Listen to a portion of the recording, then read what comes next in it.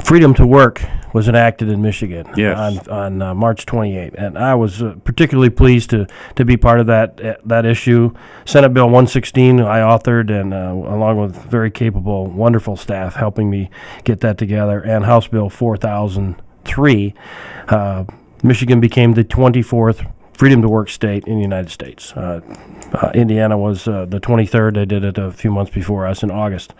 I don't know how to explain or express to people what a shift this is in Michigan. I mean, the birth of the unions and everything else. This is as pro-worker as you can get. I mean, this is really about how do we have more and better jobs here in Michigan, and how do we create those policies that encourage that. Let's take this call. Good morning. You're online with the senator. Good morning. Senator, how much time do you have left in your term of office?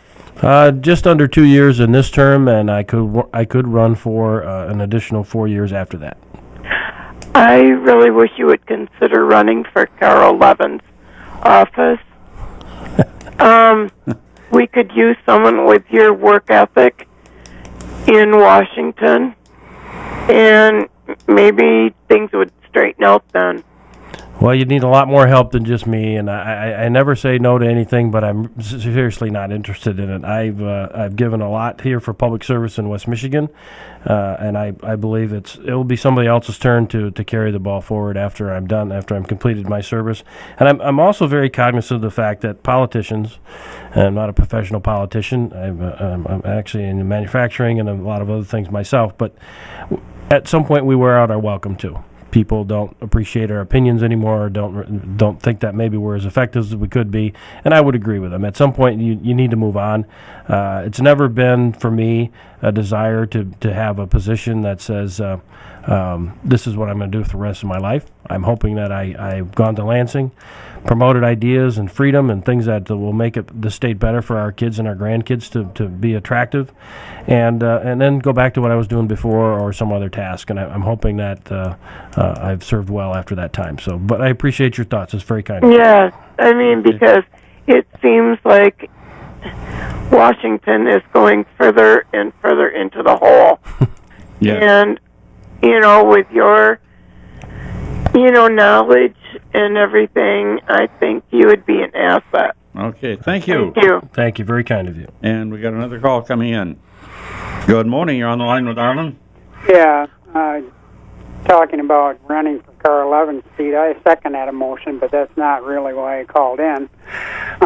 I would like to know if they're going to try and get something taken care of on this NoFault or whatever, to keep the catastrophic coverage down for the rest of us.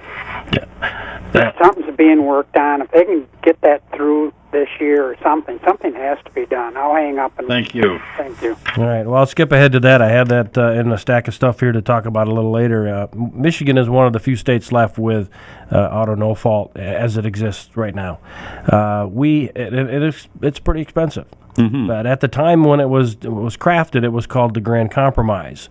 And what was going on at that point in time was anytime there was an auto accident, this insurance company would sue the other insurance company for the at fault and the pain and suffering if there was injuries or other things like that. And it was just simply clogging up our courts beyond belief. So there was a threshold set and said anything above this threshold of pain and suffering is going to get covered under what's called the MCCA, Michigan Catastrophic Claims Association. And it started out as a nominal amount on your car insurance, and has been growing and growing and growing because we haven't been able to contain costs inside of there, and there's been abuses and other things, and that's not all of the problems in there. But I think now it's to the point that it's like $170 per car. So if you have multiple cars in your family, it's significant. So we have to look at some changes in there, and how are we going to do that?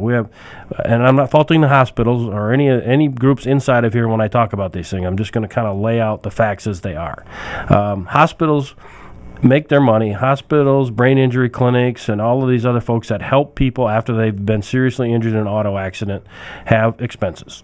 Okay, and the hospitals and other folks make their money off of a number of varied revenues, and that would include Medicaid, Medicare, private insurance, auto NoFault. Those are basically the 4 places they get their revenue.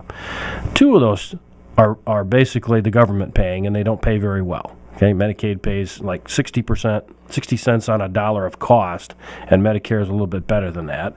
So on private insurance, they charge more. And on auto NoFault, they charge more because the law says it has to be reasonable and customary. Okay, so whatever they need in that, they get.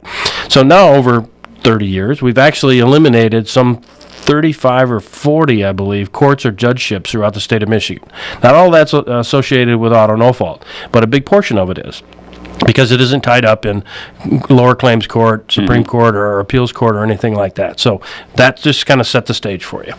So now we've come 30 plus years, and people are asking in public policy, is this the right public policy going forward? Do we need this? Or can we somehow limit our exposure on those type of things? So there's a plan floating out there that simply says we're going to create anybody who's in the MCCA right now who is injured and is getting their health care will continue to get their health care at the same rate. Okay, there would be no changes for them. But we would go forward and create another entity which would have more transparency, which you could see all of the costs, all of the things that go on going forward, because some of the things are not as transparent as we would like under the current MCCA. So we're looking at, can we limit those costs in there to $1 million per incident? Okay, that's one of the things. That covers like 99% of the people injured in an auto accident, and then above that, maybe there could be reinsurance for a high risk or something like that. I'm not quite sure. But how do we limit that? Because insurance companies are being rated, they're basically a cash flow business, and they're a great business here in Michigan. And I want them to be able to be functioning and available for the 10 million people that live here to buy auto insurance. And because they have this unlimited provision in there, they're being downgraded significantly so that it costs them more to run their business. So they're not doing it on purpose. That's just the way the system is designed, and we have to look at a different way to do it.